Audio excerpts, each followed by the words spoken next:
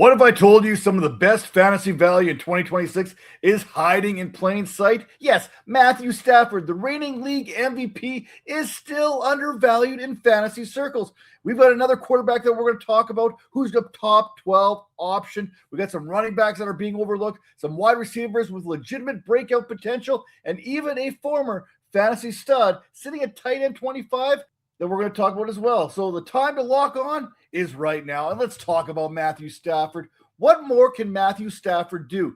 Last season, Stafford won the league MVP, leading the NFL with 4,707 passing yards, 46 touchdowns. That was 12 more touchdowns than the next closest quarterback. For fantasy purposes, Stafford averaged 20.7 fantasy points per game, which finished as the QB3 and totaled 331.7 fantasy points. Where you're getting him right now is a huge discount. He's coming off the board as QB14, and that is after Jackson Dart and Brock Purdy. I mean, that is just ridiculous. I get it. He's, 112 years old? I mean, don't fact check me or anything on that. But when we take a look at this, we're getting a guy who's, I think, leading the league in passes, touchdown passes, and he's at 38 years of age. I think that is the actual number that he is. And Matthew Stafford, he's not going to give you that rushing production. The Konami code doesn't exist with Matthew Stafford, but it doesn't need to. He's got Puka Nacua just biting at the opportunity of producing again once again this season. And Devontae Adams, who is operating one of the most aggressive pass-heavy offenses in the National Football League. The Rams' passing attack gives Stafford a path to another season around 4,000 yards passing, 30-plus touchdowns. And the biggest question isn't whether Stafford can produce. We've already seen that he can. The question is simply how long fantasy managers are willing to let him fall. At QB 14, I'm willing to find out. I'm willing to let everyone else take a quarterback before I take a quarterback. And if Stafford's gone, I'm going with Baker Mayfield.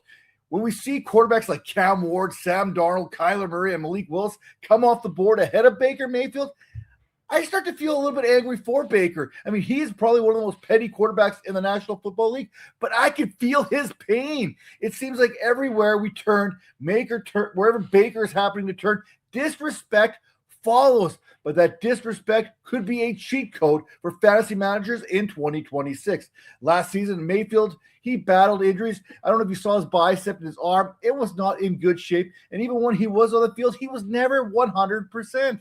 Yet still, he still finished as the QB12, averaging 16.8 fantasy points per game. And when he's healthy, we've seen what he can do. During the first 6 weeks of the season, only Patrick Mahomes and Josh Allen averaged more fantasy points per game than Mayfield's 21.1. He threw 12 touchdowns over that 6-game stretch. And don't forget what happened the last time that we saw him completely healthy for an entire season. 2024, he threw for 4,500 yards and 41 touchdowns, averaging 22.5 fantasy points per game, and finished as the QB3.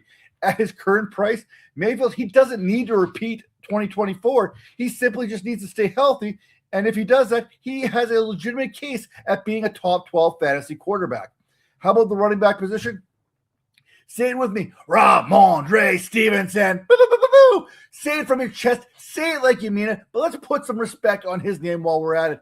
TreVeyon Henderson is currently being drafted ahead of Stevenson. And based on what we saw last season, I'm not sure that the market has it right. Henderson, the upside's there. We know about that. When the games mattered most, though, New England trusted Stevenson. During the playoffs, Stevenson's snap share climbed to 70.3%. From week 16 through the Super Bowl, Stevenson averaged 9.1 more fantasy points per game than Henderson, 58.5 more scrimmage yards per game than Henderson, and 5.51 yards per carry compared to Henderson's 3.19.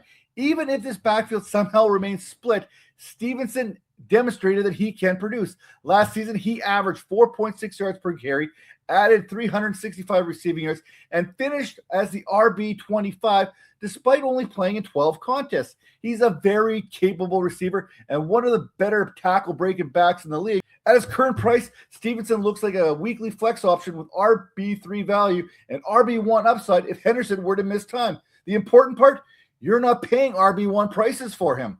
Another running back that I'm talking about here, one that's been out of sight, out of mind for the most part of the last couple seasons, it's Jonathan Brooks of the Carolina Panthers. Chuba Hubbard, he may currently sit atop the Panthers depth chart there, but we've seen this movie before. Carolina has historically been loyal to its players, sometimes to a fault. Even when Rico Dowdle was outperforming Hubbard, the Panthers continued to give Hubbard opportunities. But Carolina, they drafted Jonathan Brooks for a specific reason, and eventually talent is going to win out. The cream always rises to the top, as they say.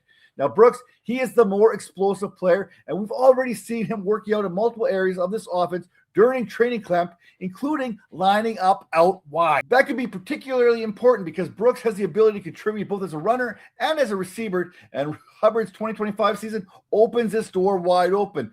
If Brooks earns a larger share of the workload, his current draft cost could look extremely cheap come October. This is a player that I'm willing to take a shot on before the market catches up. Up next, we've covered the quarterbacks, we've covered the running backs, but now it's time to get into positions where we see some of the biggest fantasy values and what could be hiding there. It's the pass catcher. We've got a former 90-catch receiver heading to Buffalo, a potential breakout in Los Angeles, and an undrafted receiver in Carolina who has already shown that he can produce wide receiver 2 numbers on a weekly occurrence. And we've also got a tight end that we want to talk about.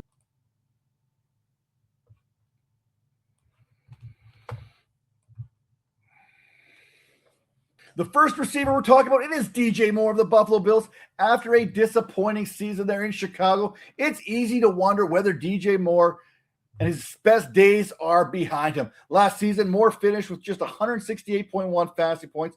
That was wide receiver 31. He only caught 50 passes for 682 yards, but before that, Moore had recorded 90-plus receptions in 3 of the previous 4 seasons, and now he gets a fresh start in Buffalo. And more importantly, he gets himself a little bit of Josh Allen.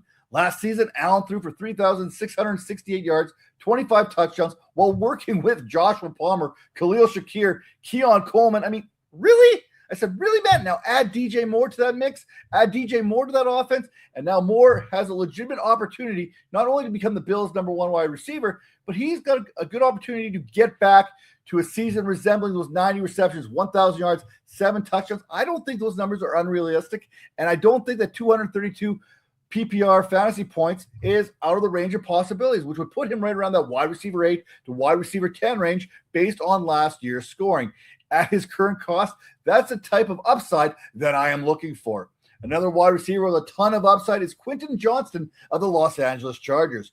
Johnston is another wide receiver in this fantasy community that we seem to determine as it being okay to overlook. Last season, Johnston played in 14 games, and he produced 171.2 fantasy points. That's 12.2 fantasy points per game. He finished as a wide receiver 30, but here's the important part. He scored 15-plus fantasy points in half the games in which he played. That's a lot of usable fantasy production for a player who's currently being drafted a little bit later than what that finish would consider. And then we've got plenty of reasons to believe that Johnson could be that guy here in 2026. First, Mike McDaniel, he takes over the play calls in LA. We've already seen what McDaniel can possibly do, how creative he can be. We've seen what he's done with Tyreek Hill, with Jalen Waddle. And second, Keenan Allen isn't projected to return to the Los Angeles Chargers, and that leaves approximately 122 targets. Johnson caught 51 of 85 targets last season, and even a modest increase in opportunity could push him towards 115 targets here in 2026. And finally, what nobody ever wants to talk about, let's give the big dudes some love there. Let's go into the trenches. Joe Alt, Rashawn Slater, they return after missing significant time. Better protection means more time for Justin Herbert to attack downfield. Johnston finished 2025 with 735 receiving yards, and if he can get to 1,000 yards and repeat those 8 touchdowns, we could be looking at 223 fantasy points, and that's kind of on fringe wide receiver 1 territory. And you're not paying anywhere near that price. And finally, one of my guys, you know this, anyone who pays attention to anything I do out there, it's Jalen Coker. You knew he was making this list. I've been talking about this guy for a while. I flag planted who knows when, way in the beginning, but between weeks 11 and 18 last season, Coker averaged 11.9 fantasy points per game, and he was a wide receiver 25 over that stretch. He is currently being drafted as the wide receiver 65. That's exactly the type of discrepancy I want to attack. To Torrey McMillan, he deserves his attention. He's getting 1,014 yards receiving as a rookie. Darren Waller was just signed to this Carolina Panthers team, but Coker has already shown what he can do. Look at the postseason. He terrorized that Rams secondary. 9 receptions, 134 yards, 8 touchdowns, 28.4 fantasy points. Are you kidding? Look, we can combine that performance and along with the 7 regular season games to kind of end that year, and we get 13.3 fantasy points per game. That's wide receiver 17 type production. He also averaged 57.8 receiving yards and posted 2.02 yards per route run. Now, the other thing we're not taking into account, Chris Brazzell, he's out for this season. That could create even more opportunities behind McMillan. If Coker can carry his late season production into 2026, 900 receiving yards is very realistic, and everything breaks just right. He could become the 13th undrafted free agent to record 1,000-yard season in NFL history. And at wide receiver 6 to 5, I'll take a swing at that. And finally, the tight end position. Let's go back to one of the stalwarts of the fantasy community at the tight end position. That's TJ Hawkinson. Let's talk about a player that's basically been forgotten. He's currently coming off the board as tight end 25, and that kind of feels kind of ridiculous if you remember what he did a few seasons ago. 2023, Hawkinson finished as a tight end 4, averaging 14.6 fantasy points per game. Since then, injuries have kind of derailed his fantasy value. He finished as a tight end 34 and tight end 22 over the following seasons, averaging 8.7 and 7.5 fantasy points per game. But again, talent, it doesn't simply disappear, and this Vikings offense has been stagnant for the last couple seasons, but now with Kyler Murray there and him ascending to top 12 kind of fantasy production per game, there's an opportunity, if those production points come from Kyler Murray, that TJ Hawkinson could come back to fantasy relevancy as well. The final verdict, we already know who we're going with. Quarterback Matthew Stafford, veteran QB1, production at QB14 price.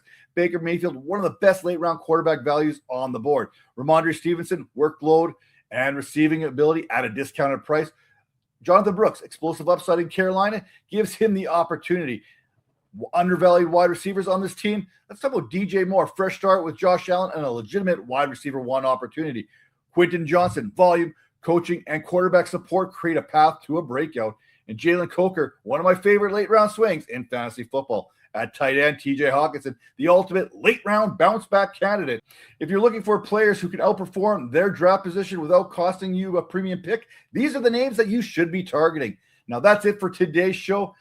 And in our next episode, we're going to take a closer look at why Denzel Boston is one of the 5 rookie wide receivers that I am targeting outside the big 3. Until then, I'm Matt Donnelly. Dress smart, and I will see you next time on Fantasy Football Quick Hits.